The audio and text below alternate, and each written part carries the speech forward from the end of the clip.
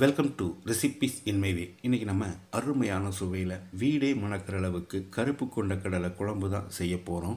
கிட்டத்தட்ட நான்வெஜ் டேஸ்ட்டில் ரொம்ப சுலபமாக இதை எப்படி செய்கிறது, இதுக்கு தேவையான பொருட்கள் என்ன பார்க்கலாம் வாங்க. பேனில் 1 கப் துருவின தேங்காயை சேர்த்து அளவான தீயில் 1 நிமிஷம் வறுத்துக்கலாம்.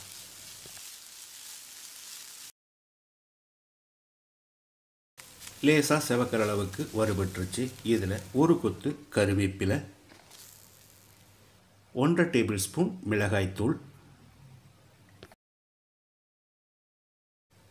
2 டேபிள் ஸ்பூன் மல்லித்தூள்,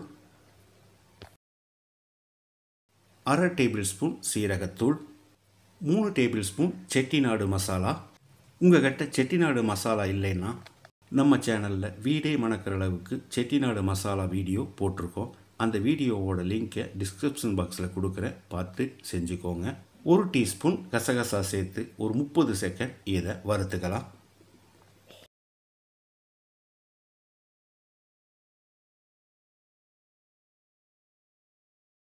எல்லாத்தையும் நல்லா வறுத்துட்டோம். இதை எடுத்து ஒரு பிளேட்டில் கொட்டி ஆற வச்சிடலாம்.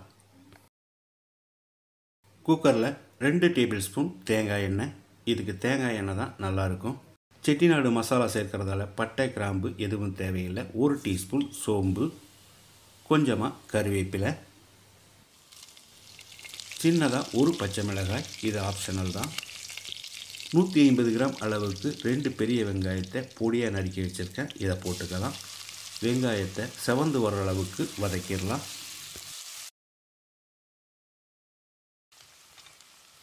வெங்காயம் நல்லா வதங்கிருச்சு. 150 கிராம் அளவுக்கு தக்காளியை நறுக்கி வச்சுருக்கேன், இதை போட்டு கூடவே 1 டீஸ்பூன் உப்பையும் சேர்த்து தக்காளியை மசிகிற அளவுக்கு வதக்கிடலாம்.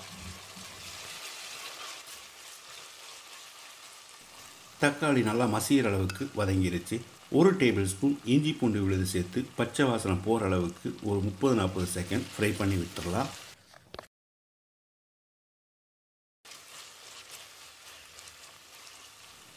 நம்ம வறுத்து வச்சுருந்த மசாலா ஆறிடுச்சு. இதை மிக்சி ஜாரில் போட்டு 1 கப் அளவுக்கு தண்ணி சேர்த்து நல்லா பேஸ்ட்டாக அரைச்சி எடுத்துக்கலாம். நம்ம அரைச்ச இந்த பேஸ்ட்டை குக்கரில் ஊற்றிடலாம். மிக்சி ஜார் அரிசி 1/2 கப் அளவுக்கு தண்ணி ஊற்றி கலந்து விட்டுடலாம்.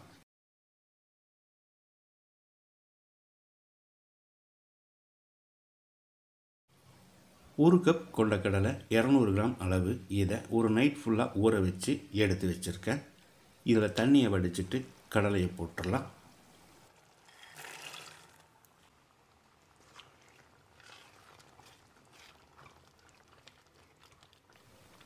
இப்போ இதுக்கு தேவையான அளவு தண்ணி சேர்த்துக்கலாம். நான் 1/2 கப் அளவு கடலை ஊற வச்ச தண்ணியை தான் சேர்க்கிறேன். 2 டீஸ்பூன் உப்பு, பத்தலைனா மறுபடி கூட போட்டுக்கலாம்.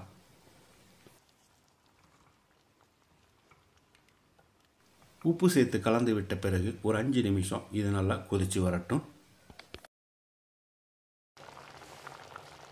குழம்பு கொதித்து வந்துடுச்சு. இப்போ குக்கரை மூடி அதிகப்படியான தீயில் 1 விசிலும் குறைஞ்ச தீயில் 3 விசிலும் விட்டு எடுத்தால் கடலை நல்லாவே வெந்துடும்.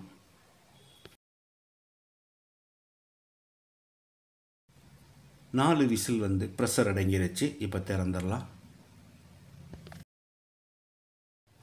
வீடே மணக்கிற அளவுக்கு அருமையான சுவையில் நம்மளோட கொண்டக்கடலை குழம்பு ரெடி ஆயிடுச்சு.